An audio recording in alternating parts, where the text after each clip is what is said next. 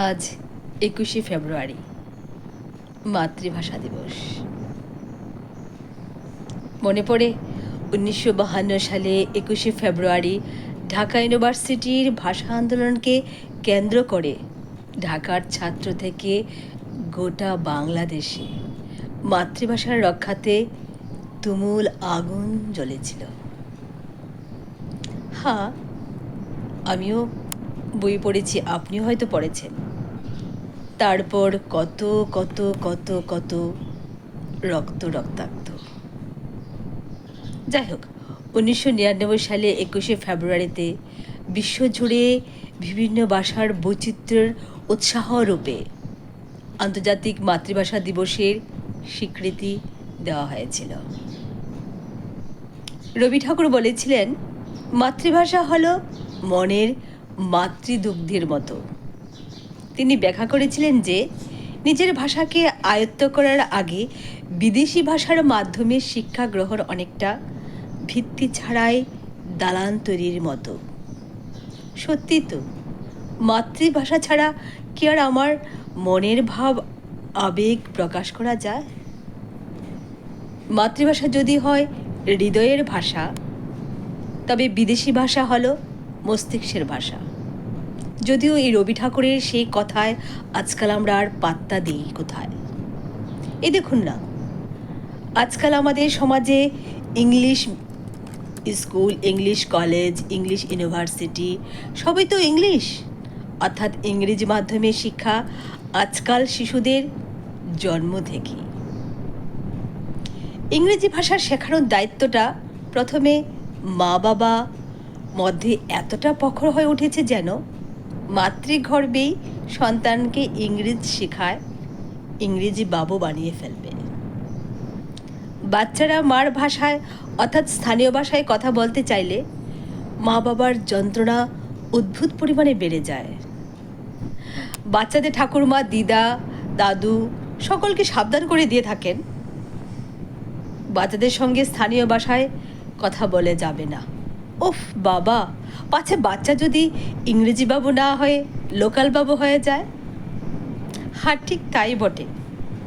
বাচ্চারা যদি কোনো ইংলিশ মিডিয়াম স্কুলে ব্যথা পাওয়ার অনুভূতির মুহূর্তগুলো মুখ ফসকে মাতৃভাষায় প্রকাশ করে থাকে, ঠিক তখনই তাকে পানিশমেন্টের ব্যবস্থা করা হয়, আর পানিশমেন্ট রূপে আবার ওকে ফাইনও দিতে হয়।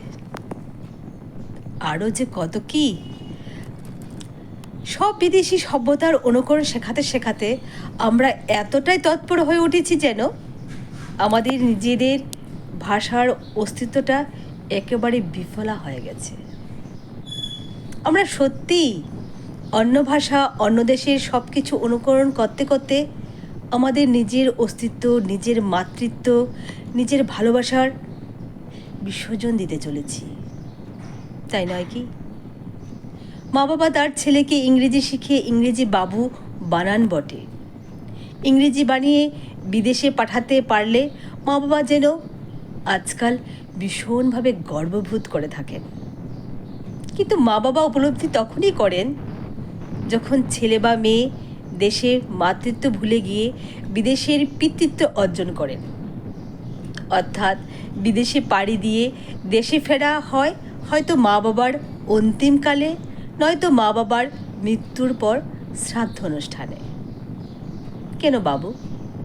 দেশের শিক্ষা গ্রহণ করে বিদেশের মাটিতে আর্থিক উপার্জনে বিদেশকে অগ্রগতি করিয়ে নিজের দেশকে ধুলায় মিশিয়ে দেওয়াটাই কি আমাদের চিরাচরিত শিক্ষা? নিজের দেশের অগ্রগতি করে মাতৃবন্দনার পরিচয় দেওয়াটা কি আমাদের ঐতিহ্যবাহী শিক্ষা নয়?